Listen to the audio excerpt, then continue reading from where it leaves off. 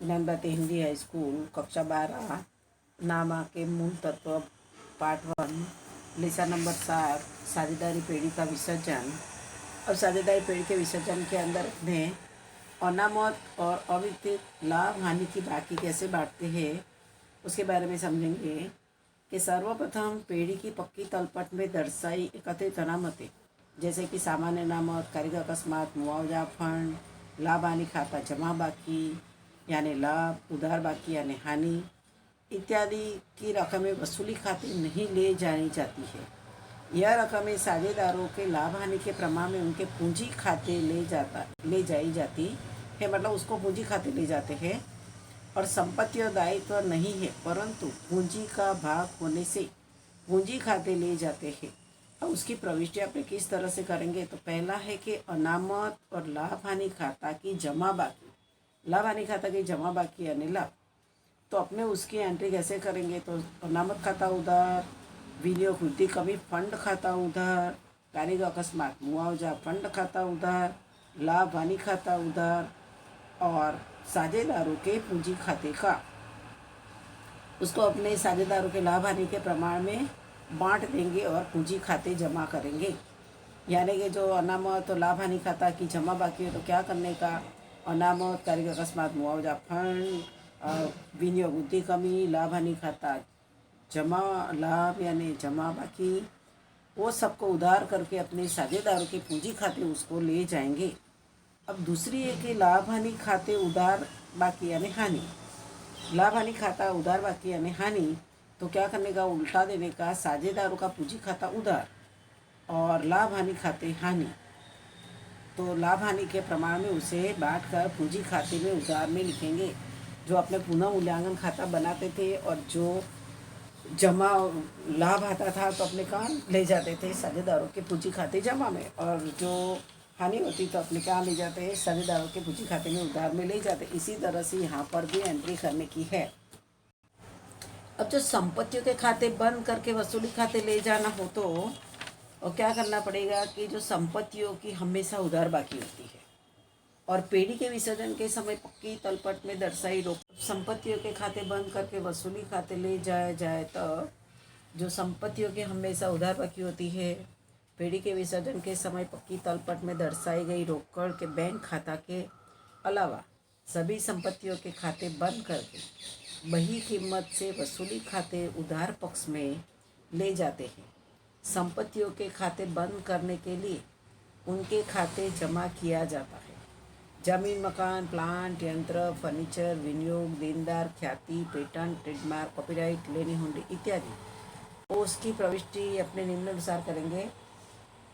क्या करेंगे तो वसूली खाता उधार और जमीन मकान खाते का प्लांट यंत्र फर्नीचर विनियोग देनदार लेनी हुंडी के अन्य संपत्ति खाते क्या करेंगे, जमा करेंगे।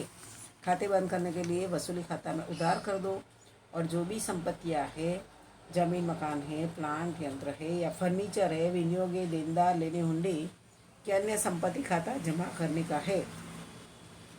अभी है कि विसर्जन की तारीख पर पक्की तलपट में दर्शाई रोकड़ खाते की या बैंक खाते की, बैंक से इसकी बाकी वसूली खाते नहीं ले जाते हैं, उसका अलग खाता खोलकर यह बाकी उसमें दर्शाई जाती है। यानी रोकड़ खाते में सभी संपत्तियों की बिक्री का लेखा और दायित्व का भुगतान दर्शाया जाता है। यानी कि विसर्जन होता है तो वसूली खाते में जो रकम अपने संपत्तियों की बिक्री का लिखा हुआ वो अपने रोकड़ खाते में ले जाते हैं और भुगतान दायित्व का भुगतान भी उसमें दर्शाते हैं। फिर अंत में जो बढ़ी हुई संपत्तियों की पूंजी एक खाते परिवर्तन करते हैं। अब अपने प्रावधान के खाते बंद करके वसूली खाते ले जाया जाए तब अब जो प्रावधान की बाकी हमेशा जमा होती है, पेड़ी के विसर्जन के समय पक्की तलपट में दर्शाई संपत्तियों के सामने प्रावधान का खाता बंद करके वही कीमत पर वसूली खाते जमा में ले जाया जाता है। प्रावधान के खाते बंद करने के लिए उनके खाते उधार किया जाएगा, जैसे कि डूबत ऋण अनामत, घिसाई फंड, देनदार लेनी हुंडी, बट्टा अनामत इत्यादि उनकी प्रविष्टियाँ निम्नानुसार होगी। जो प्रावधान किया वो खाता उधार कर दो, डूबत ऋण अनामत खाता उधार करो, घिसाई फंड खाता उधार करो, देनदार या लेनी हुंडी पर बट्टा अनामत खाता उधार करो और वसूली खाते जमा करो। और प्रविष्ट विवरण में लिख देना कि प्रावधान के खाते बंद करके वसूली खाते ले गए। अब दायित्व दायित्व के खाते बंद करके वसूली खाते ले जाना हो तो कौन सी प्रविष्टि करेंगे? तो दायित्व की बाकी जमा होती है। अब पेड़ी के विसर्जन के समय पक्की तलपट में दर्शाई जिम्मेदारियां यानी दायित्व के खाते बंद करके उसकी बही कीमत से वसूली खाते के जमा पक्ष में ले जाते हैं। और दायित्व के खाते बंद करके उनके खाते उधार किया जाता है। लेनदार, देनी हुंडी, बैंक ओवरड्राफ्ट, प्रोविडेंट फंड, कारीगर लाभांश फंड, चुकाना, बाकी खर्च इत्यादि। तो क्या करेंगे? सब खाता उधार कर दो। लेनदार खाता उधार कर दो, देनी हुंडी उधार, बैंक ओवरड्राफ्ट उधार, कारीगर लाभांश फंड उधार, चुकाना बाकी खर्च उधार, और वसूली खाते जमा करो। ये सभी दायित्व के खाते बंद करके अपने कहाँ ले गए? वसूली खाते ले गए। अब उसके बाद में जो हिसाबों का निपटारा करना होने से साझेदारों का पूंजी खाता, चालू खाता, साझेदारों का लोन खाता वसूली खाते नहीं ले जाते हैं। उसके लिए क्या करते हैं? अलग खाता खोलते हैं और उनकी बाकियां उनमें दर्शाई जाती है और विसर्जन के अंत में यह खाता भी बंद किया जाता है। अब जो अपने संपत्ति और दायित्व का निपटारा कैसे करेंगे वो तो सीख चुके। अब संपत्तियों का विक्रय किया जाए तब अब संपत्तियों की बिक्री तो संपत्तियों की खुले बाजार में बिक्री की जाती है और संपत्ति के विक्रय की उपज रोकड़ या बैंक खाते उधार करके पेड़ी के वसूली खाते जमा की जाती है। यानी संपत्ति या बेचने से जो भी रोकड़ प्राप्त होती है उस रोकड़ अपने कहाँ ले जाते हैं? रोकड़ खाता उधार करके वसूली खाते ले जाते हैं। तो उसकी प्रविष्टि क्या होगी? रोकड़ या बैंक खाता उधार वसूली खाते का विवरण में लिखने का, संपत्तियों का विक्रय वसूली खाते जमा किया उसकी असर। अब दूसरा कि जब साझेदार संपत्ति ले जाए, अब कोई साझेदार संपत्ति ले जाता है तब साझेदार का पूंजी खाता उधार करते हैं और वसूली खाता जमा किया जाता है।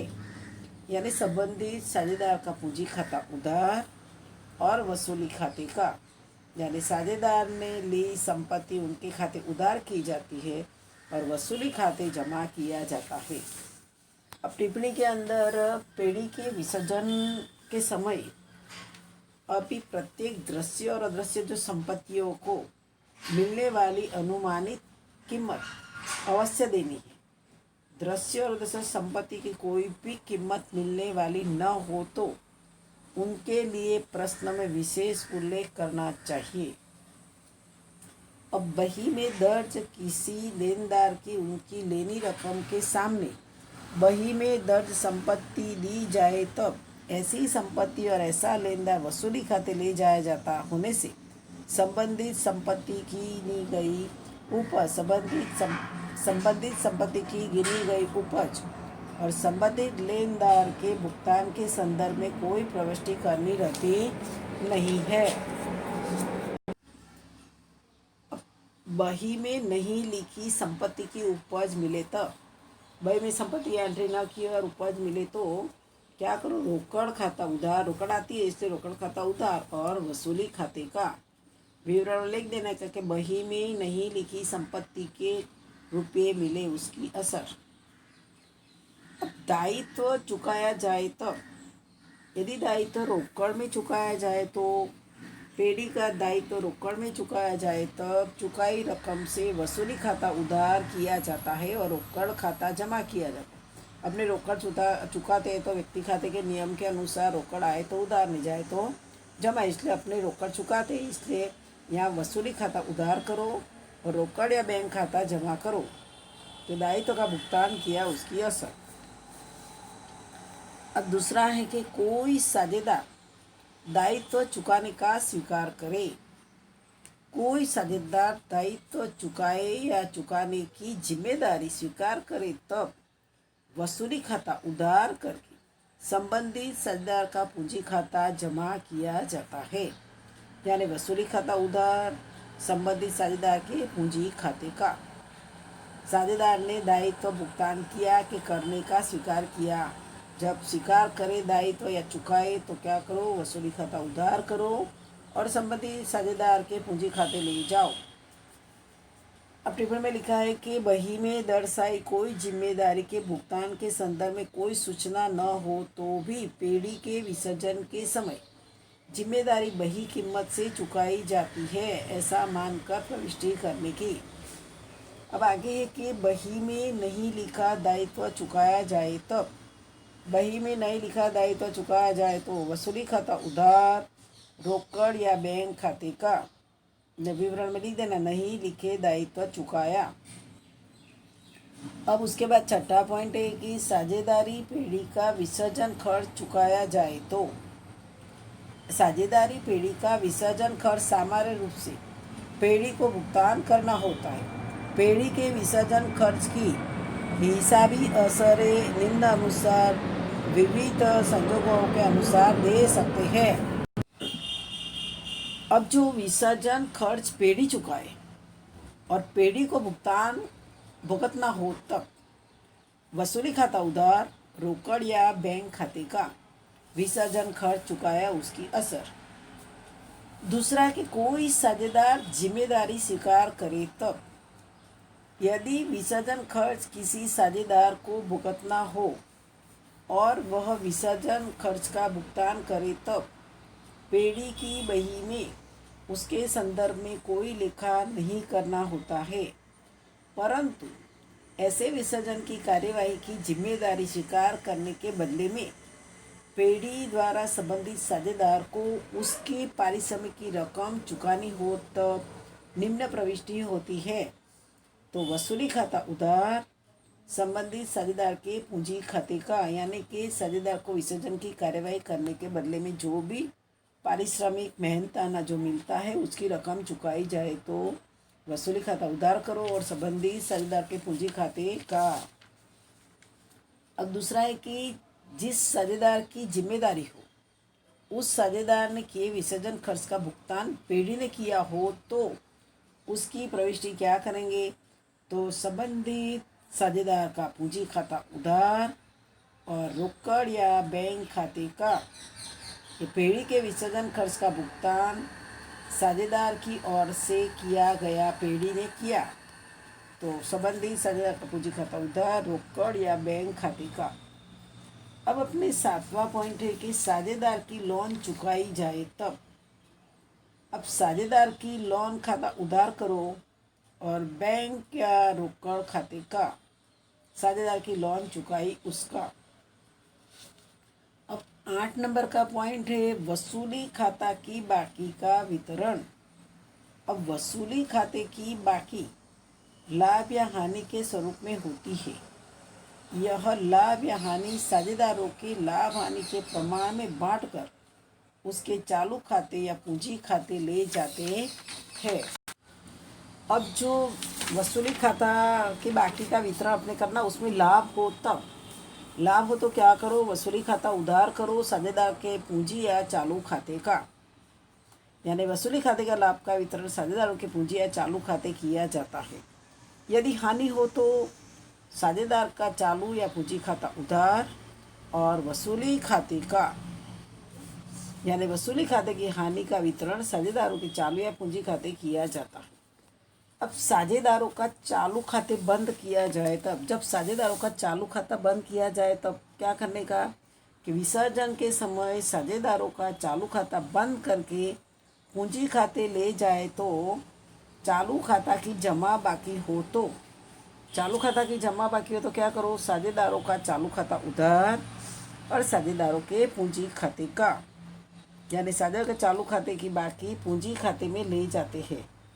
इस तरह से चालू खाता की उधार बाकी हो तो साझेदारों का पूंजी खाता उधार और साझेदारों के चालू खाते का, यानी साझेदारों के चालू खाते की बाकी पूंजी खाते ले गए उसकी असर। अब साझेदारों का पूंजी खाता बंद किया जाए तो क्या करने का, किसी साझेदार की अंतिम उधार बाकी हो और उसके लिए जरूरी रकम रोकड़ में लाए तब बैंक का रोकड़ खाता उधार साझेदार के पूंजी खाते का, यानी साझेदार उसकी पूंजी खाते उधार बाकी की रकम रोकड़ में लाए तो क्या करो, रोकड़ या बैंक खाता उधार करो और पूंजी खाते साझेदार का पूंजी खाते का। अब साझेदारों के पूंजी खाते की अंतिम बाकी जमा बाकी और वह रकम उसे चुकाई जाए तो साझेदार का पूंजी खाता उधार करो, रोकड़ या बैंक खाते का, यानी साझेदारों को पूंजी खाते की जमा बाकी की रकम चुकाई उसका। अब साझेदारी पेढ़ी के विसर्जन की ऊपर के अनुसार हिसाबी असर देने के बाद सभी खाते बंद होंगे, यानी कि जो भी अपने असर दी 10 पॉइंट चले वो 10 पॉइंट की जो रोजना आमच्या प्रविष्टि जो है वो करेंगे याद, तो ये सवाल छोटे छोटे सवाल आने वाले वो आएगा।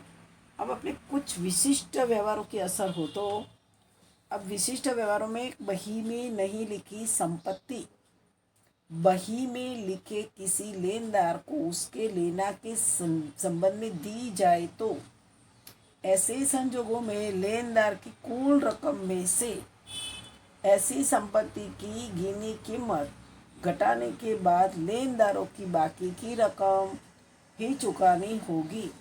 मानो कि कुल लेनदार अपने पास में 90,000 है, बही में नहीं लिखी संपत्ति बही में लिखे एक लेनदार को 50,000 की कीमत पर उसके लेना पेटे दी जाती है तो कुल लेनदार अपने पास में 90,000, उसमें से लेनदार की बही में नहीं लिखी संपत्ति की गिनी कीमत 50,000 है तो माइनस करो, बाकी के लेनदार को चुकाएंगे 40,000 और उसकी जो प्रविष्टि करनी है तो वसूली खाता उधार करो, रोकड़ या बैंक खाते का लेनदार को चुकाए उसके 40,000 जो बाकी था तो चुकाए उसकी। अब इसी दूसरी एंट्री है कि बही में नहीं लिखे दायित्व के सामने आंशिक भुगतान पेटे बही में नहीं लिखी संपत्ति दी जाए तो अब यहाँ एक उदाहरण दिया है कि अमूल को चुकाए 40,000 बही में नहीं लिखे है, उन्हें 20,000 की बही में नहीं लिखी संपत्ति दी गई और बाकी की रकम चेक से चुकाई, यानी अमूल को चुकाए 40,000 कैसे चुकाए, जो 20,000 की बही में नहीं लिखी संपत्ति थी उसमें से 20,000 चुका दिया और बाकी की रकम उसने रोकड़ में भुगतान की। तो 40,000 बही में नहीं लिखी भुगतान पात्र रकम, उसमें से 20,000 बही में नहीं लिखी संपत्ति दी जाती है, तो बाकी की रकम 20,000 जो बची वो भुगतान पात्र रकम उसकी प्रविष्टि करेंगे कैसे, केवल वसूली खाता उधार और बैंक खाते का जो 20,000 की रकम है उसकी ही प्रविष्टि होगी, यानी वसूली खाता उधार और बैंक खाते का 20,000। अब अपने कोर्स के अंदर वसूली खाता जो नमूना दिया है, वसूली खाते का सवाल नहीं आने वाला है, इसलिए वसूली खाता याद करने की ज़रूरत नहीं है, लेकिन जो भी प्रविष्टियाँ उसकी असर वसूली खाते में दी गई है। नंबर तुम लोग देखोगे कि 1 नंबर की प्रविष्टि, 2 नंबर की प्रविष्टि, इस तरह से यहाँ पे प्रविष्टि दी है। होमवर्क के अंदर आज जो भी वसूली खाता की जो आवश्यक असरें चलाई वो पहले कल भी कराया था, न किया हो तो करके याद कर लेना।